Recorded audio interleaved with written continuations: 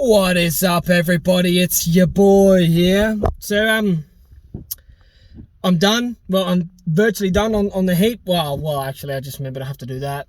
I'm gonna put a heap of pins in here in this piece of snot, so then that doesn't touch my head, because it's really pissing me off, and it's just gonna keep dragging it down further and further. So I'm glad I noticed that, because I completely forgot about it.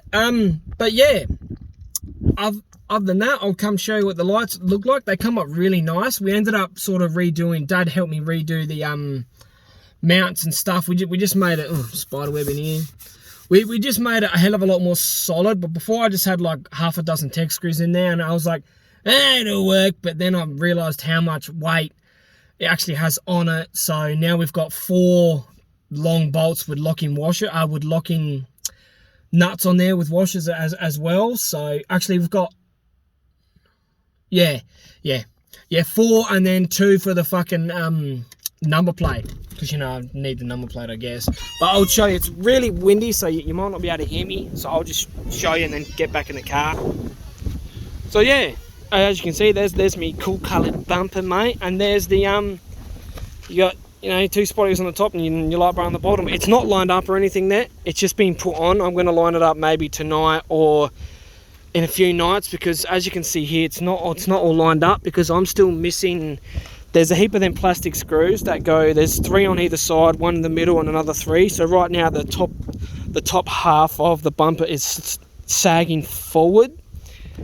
So once I do that, because that's bolted in through the, you can't see it, but the bolts are behind here. There's 2 here and 2 here. You can see the heads of them, the 2 there, 2 there, and it's bracketed down here as well, as you can sort of see. Just take it in at the bottom there. You got your 3 screws here. It's actually it moves a little bit, but it's quite solid. And the reason why it's moving so much is because, as I've said, the top bumper, that's not sitting in there, but yeah, the top bumper still has them piece of snot plastic screws missing.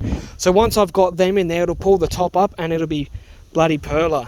But yeah, that's what it looks like so far. I think that's going to be so much nicer at night time.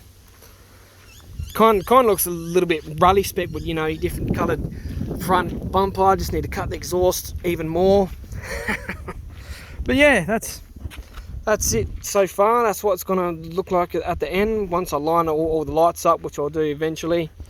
You can see that they're just not lined up at the moment. So yeah, and thank God, because it requires its own switch by law. Turn that off. I'm just thankful it actually managed to fit in here really well. I had to grind it, I had to file it out a little bit, and I just managed to pop it in there. So you're probably not going to be able to see, but it comes on. So you have to have your high beams on, and you have to have that switch on as well. So that's on with the high beams, and I'll just flick my high beams off and they go off. So I've tried to do it all as properly as I possibly can with the tools that I have. Hang on, my Bluetooth's on. Oh no, it's not. So yeah, on with your high beams, and then I can flick it on and off with that switch. It's obviously not all lined up. Yeah, you can see it's sitting way to the right, but yeah, I don't know why I like the sound of that switch. It's actually quite satisfying.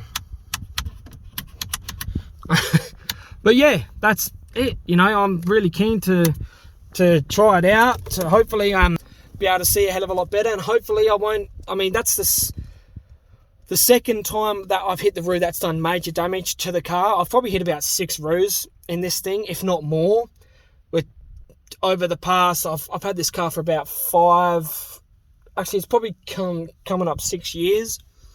That's the longest I've ever owned a car. I've had it since 210,000, 215,000, and as you can see here, she's nearly clocked. Oh, really?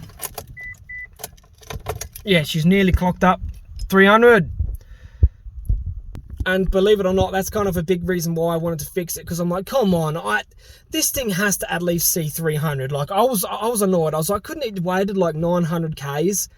You know, and then I would have been happy because, you know, this thing deserves to see 300. This fucking Mitsubishi 380, mate, when I bought this thing, I had multiple people say, why would you buy that? They're pieces of crap. Oh my God, you're going to have nothing but hassles with that thing. Best car I've ever owned. It's had a couple of... The only one major issue it had was I had my engine light come up and I needed to get the timing gear done because the crank angle sensor was on its way out. Other than that, I haven't had any other problems. The only other problem I had was when I hit the previous Kangaroo, it fucked that same side again. Thankfully I was insured, but it burnt out a bunch of wiring and my thermo fans weren't coming on and it had a bit of a wiring problem. Thankfully, I got that all fixed and it was being good, and it was good for fucking hell, probably 4 years. 4 or 5 years, I didn't have a major, you know, hit with a Kangaroo. And then this one hit and it was worse than the last time. It just, thankfully, it didn't hit anything vital. All it did was it fucked a bit of the fender, the bonnet, the front bumper, light, and a bit of the underneath in the engine bay. But she's done.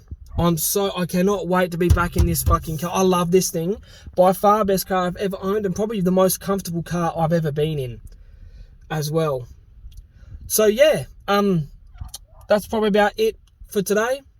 I hope you're having a good day. I hope you've had a good day. I hope you're going to have a good day. Thank you very much for watching. I'll see you all tomorrow.